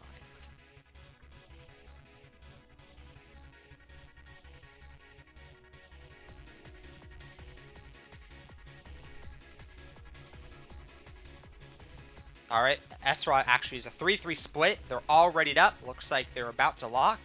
They are locked. We're going to go into the match. SROT 3 Alpha, 3 Charlie. Very interesting given that they're Team 2.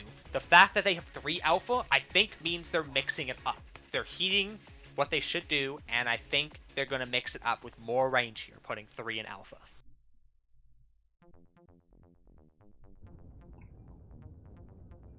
Okay, again, I'm going to look at the south side mechs.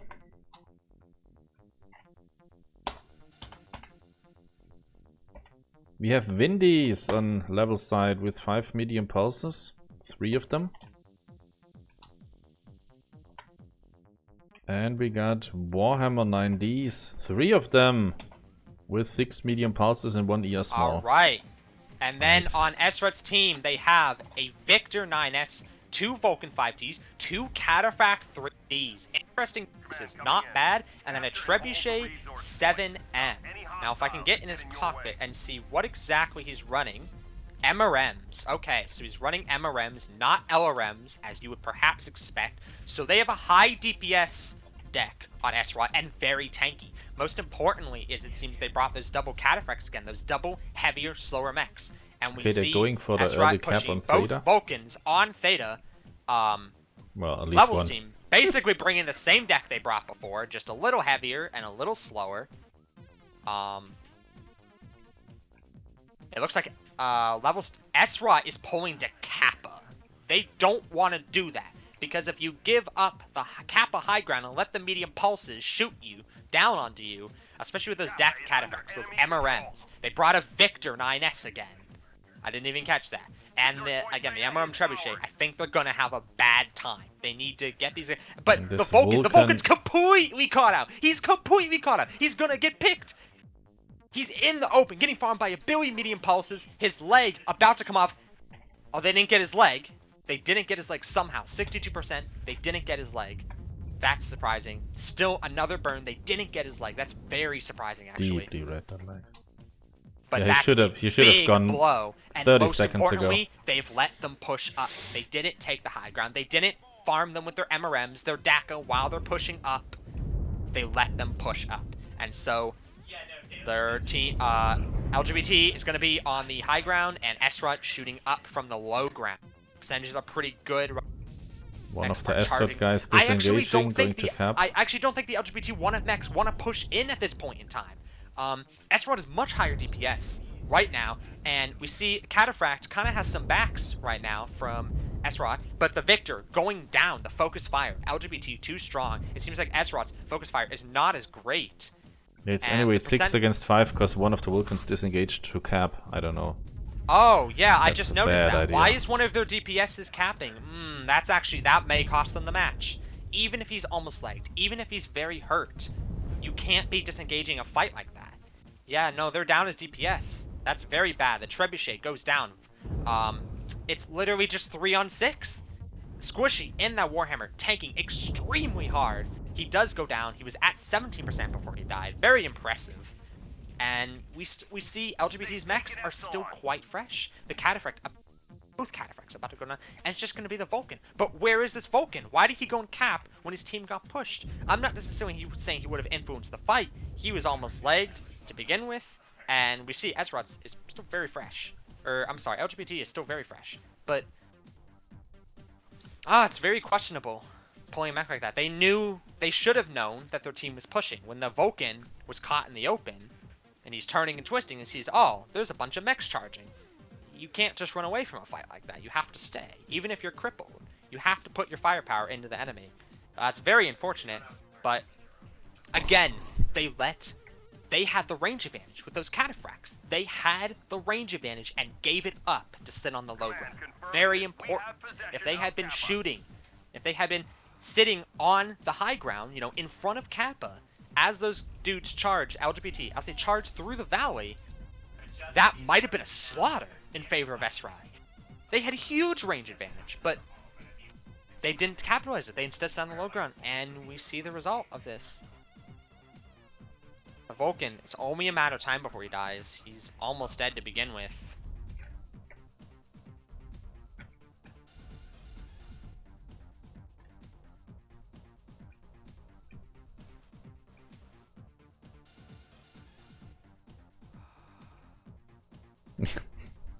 It's gonna get focused by weapon.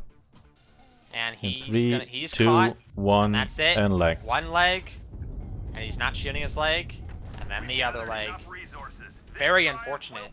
Just not great positioning out of SROT, unfortunately. Especially at this point. At this point, they know that Levels team, or LGBT, I keep calling it one or the other, they are bringing the medium pulse, they're bringing the rush, they're bringing the brawl, and they're bringing it hard.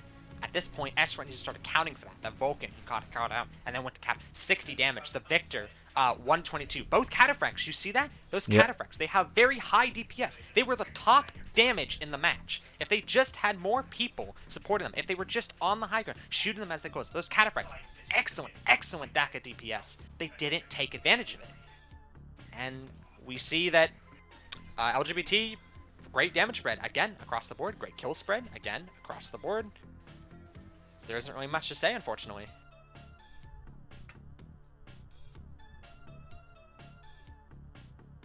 And as we turn to the map strat, clear all these markers off, we see that SROT, you would expect with their heavy alpha presence, they would try and hold some range. They did not.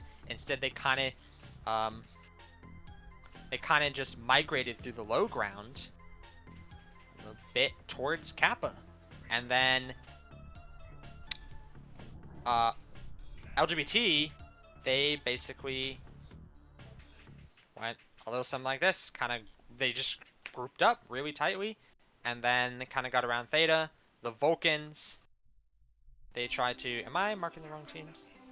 No, I'm not marking the wrong teams. Okay, and the Vulcan gets caught out somewhere around here with all of LGBT, basically, and that's huge. Losing a mech, basically taking out of the fight, and then it running away, and then they basically like this, and it was again A very brutal brawl in, like, right here. And I don't think it had to be that, unfortunately. I don't think it had to be that.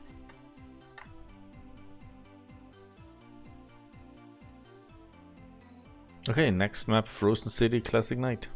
Frozen City. Are the teams the same?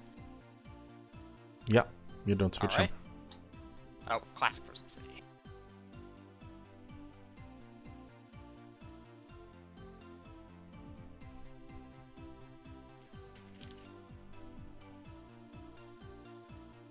Now, I think this map will be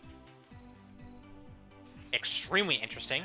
Now, obviously, Level's team, they kind of have a strat. They're sticking with it. They're executing it very well.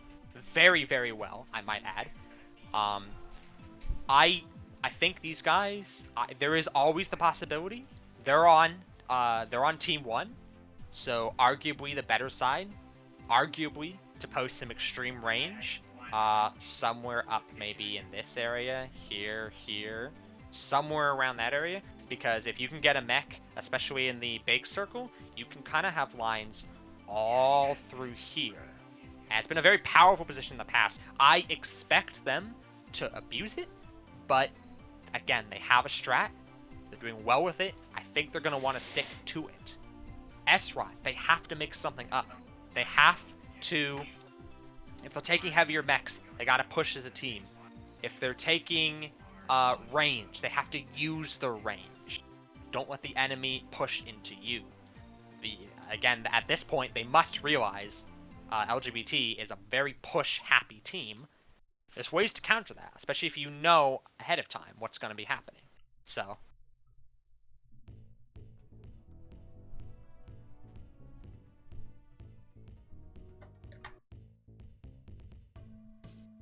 Yeah, Team 1, nothing special. Bravo and Charlie. No one in Alpha, I guess.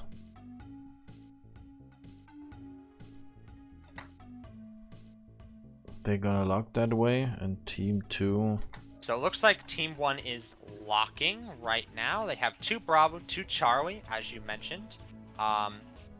So I think there's a good chance they're going to try and hold range this time. The reason is Alpha is a little further back, but as you see, it's more concealed. If they want to do a heavy push, do something like that, it'd be hard to get sightlines on that fast, and they could rush over really hard, really fast. Now, they still can Bravo Charlie, but I think Alpha would be the smart one if they're going to do it because of that hiddenness, I guess. And then SROT, we see 4 Alpha, 1 Bravo, 1 Charlie. So SROT might be planning a push, because Alpha is the closest to that drop, so they might be planning a dropship push. Something akin like this. Maybe they'd have a range mech up here. I think that'd be incredibly smart if they did. And then they have 1 other dude right in there. Now, that is not going to be the case, looks like. They're swapping around. Okay. So they've changed a little bit, it looks like. It looks like they have 1 Alpha, 1 Bravo, 2 Charlie right now. So perhaps they might be pulling more range. If they could get over to the shelf, that'd be good, but that also isn't good. And the reason that isn't good is because that gives LGBT control of the city, potentially. And so if they want to move onto that shelf, they're within SRM and medium pulse range from pop-tardy mechs in the city. Now, it looks like they're changing their drop again, so I won't comment until they finalize it. But this is a heavier drop too, 430 tons for 6 players. So I think both teams are going to bring out the really heavy mechs. I expect to see some very heavy DACA mechs this match. Annihilator, even a Direwolf perhaps, Sleipnirs, multiples maybe, something along that. They haven't used a lot of their assaults. None, actually, of their powerful assaults. Either team. So they still have all of that on the table.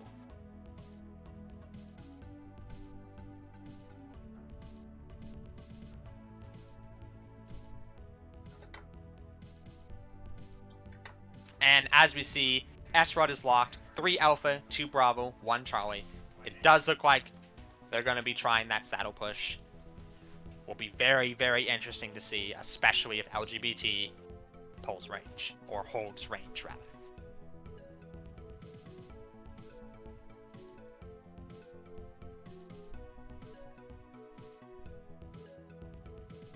Okay, I'm gonna look at the south side next again. We got a Trebuchet with 2 MRM-30s, Assassin with 3 SRM-6s with Artemis, a Bludgeon with 4 SRM-4s and 3 machine guns, and 2 NE-1Xs with LBXs and ER smalls, and a Fafnir 5 with 4 LBX-10s and 3 medium lasers.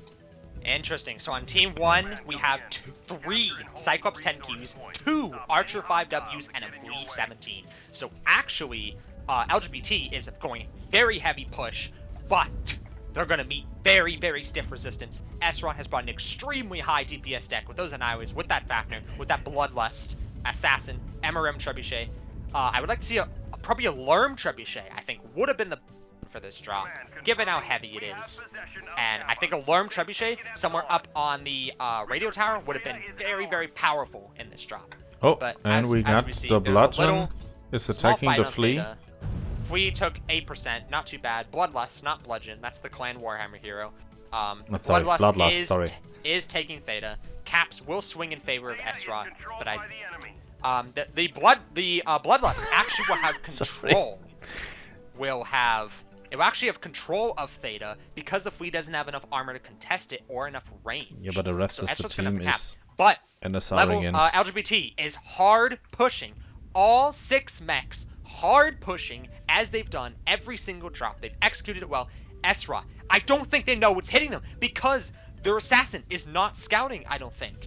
And their Vulcan is not even in the fight. No, their assassin's at Kappa. They're doing it again. They're leaving their heavy mechs to dry. Look at the Annihilator. 70. It's just dying to 10,000 SRMs. It's dead. The drop's already over. Dry needs to stop leaving their team out to dry. Stop leaving their mechs out to die. The Cyclops, squishy, 48%. They might get him. They have such high DPS that they may kill him. But the Fafnir goes down, and LGBT still has not lost a mech.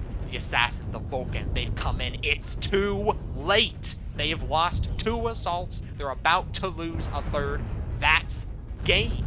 The Cyclops goes down, but it doesn't matter. The Trebuchet goes down. It's just the 2 Vulcan and the Assassin. Why aren't those medium mechs scouting? They need to be scouting. They need to be in front of the big mechs, not playing their own game. This was a disaster, and it could have been avoided. They had the better deck. Esron had way higher DPS, way more armor, way better brawling power, way better receive power, and they even had better range. They straight up lost because their 2 mediums fucked off. I hate to put it like that, but that's what happened. Caps are not important in this 6v6 brawling, especially when you know your enemies have done the same thing 4 games in a row. LGBT has not mixed up their strats. They have not changed their strats whatsoever. They've done the same thing all 5 drops now. And that's perfectly fine. If it works, don't break it.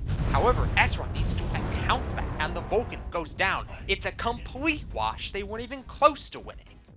Very unfortunate. You think they would have learned a lesson, but they did not. The medium mechs, very important, especially when 3 of your team is incapable of scouting. The Trebuchet even could across as they pushed. That's the thing. If they had just scouted, they would have known LGBT's entire deck did not have range. Those Annihilators also, the Annihilators of Fafnir, should not have been that. Again, they needed scouting, and they needed those mechs further back because of that scouting. It's very unfortunate to see. Esra, again, they had the better deck. They had, I would argue, the much better deck, the vastly superior deck.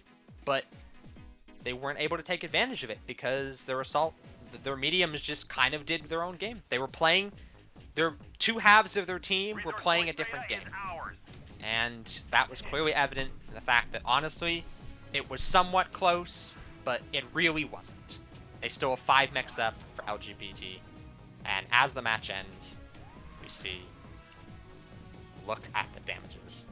Levels team, or LGBT, I keep mistaking them too. Very good damage all around. Again, the Flea lowest, that's to be expected. All the rest of their mechs, 300, 400, 500, 600, great. on Esrot's side. The Trebuchet, only 198. He obviously got focused out. The Assassin, 440, but it doesn't matter.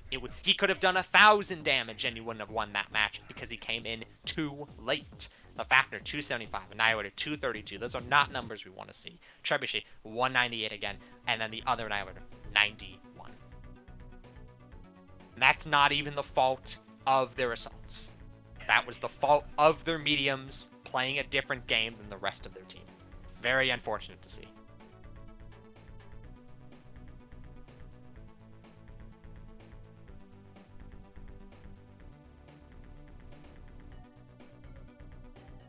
Well, that was it. And we'll just GG's. take one last look at the map strat. GG's to both teams. I hope Esrot will take this as a tough lesson. They didn't, I'm not going to say they just completely rolled over, right? That's not accurate. But they clearly had miscommunications in the team. They clearly had people thinking one thing while other people are thinking something else. And especially in that last drop, it showed. Very unfortunate. I wanted to see Esrot pull the win there. Again, their deck was much stronger than LGBT's. But when LGBT is playing as a team, and Esrot is playing as two halves of a team, that is the result, unfortunately. And again, we'll take one last look at the map strat. Esrot, sending the Vulcan to Theta to bully the Flea was good. Good move. As soon as he won Theta, he needed to come back, but he didn't. He was too slow. He wasn't around for scouting, and all of Esrot's mechs kind of sat around here. I didn't keep a good eye on what the Trebuchet did, but based on the fact that they didn't scout, the Trebuchet was probably in that area too, and LGBT kind of just went like this. Just rolled into them. Just Superman rolled into them like that. Esrot's Assassin, I think, went through the tunnel to Cap Kappa. Yes, went through the tunnel to Cap Kappa. And by the time the fight was happening, neither of those two were in place, and that was the result. Very unfortunate. But regardless, well played to both teams. LGBT did very well. Esrot, hopefully they learned some tough lessons. Didn't do too badly. But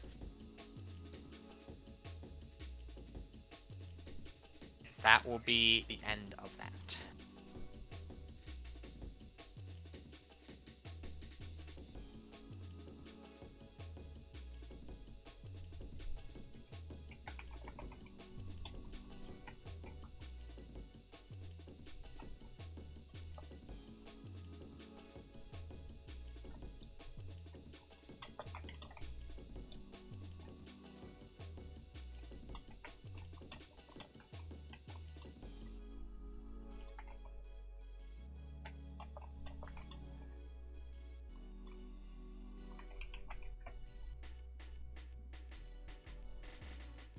Well,